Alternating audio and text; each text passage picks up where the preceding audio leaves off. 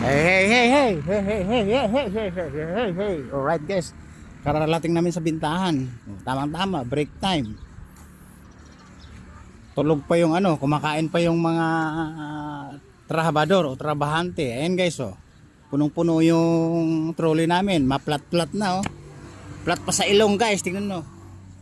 Ayan, medyo plat sa ilong. Ayan. Kabigat, nasa kulang isang tonelada o higit isang tonelada. Alright. Ayan, oh. Plat-plat ng konti. Alright. Kaya guys, medyo tahimik. Ayun, oh. Lahat na nahimik. Dahil break time. Lahat nakatingga yung dumadating. Nakapila. Alright. Nakapila. Ang dala namin guys. Ang dala namin, dalawang sasakyan. Oh. Nagamit namin yung isang naka-standby namin na pangkarera. Ito yung guys yung Wasaki. Kasi yung isang mato namin guys, in-adjust, sinagad niyang adjust yung adjuster ng kadena. Naputol ngayon yung adjuster. Yung isang kulong-kulong namin na mato na hunda-hundahan. Alright. Ipinilit na nga sinagad ng gasolina dahil lawlaw na yung kadena, kaya naputol yung adjuster kasi sagad na sa chassis yung adjuster. Membro din yata sa maraming kaalaman yung gumawa. Yun yung gumawa, oh. Saan ba? Yung kasama ko sila dito. Alright. Andun sa paligid. Again guys, ayan, oh, tingnan mo yung mga nakapila. Ayan. Isang elf, isang jeep, saka dalawang XLT. Tahimik guys kasi nga break time.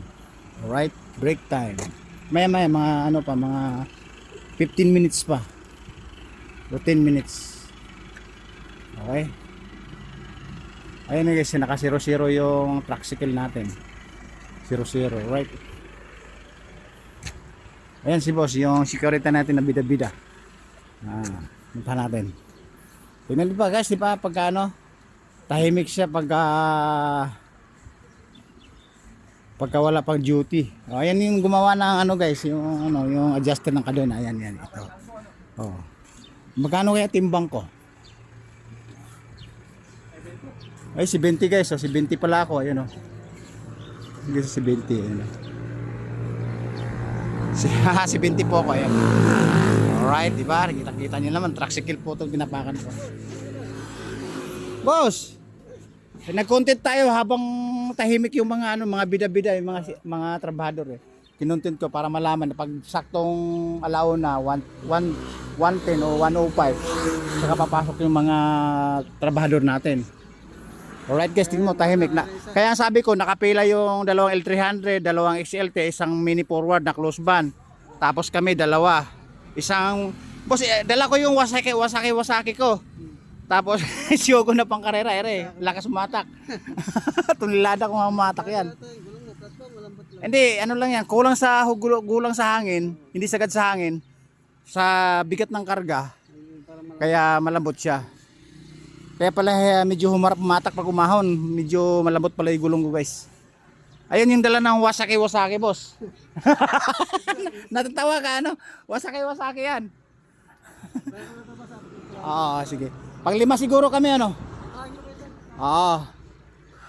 Alright guys, nakita nyo naman. O diba? Kunti na lang para magtitimbang na. Ayan si boss, unang salang. Yan. Tingnan mo guys yung load, tahimik. Kasi nga kumakain nga yung mga empleyado. Ayan oh. Walang gumaganang bulldozer, walang gumaganang crane, walang gumaganang loader, alright? Kasi nga kumakain lahat. Naka break time. Alright?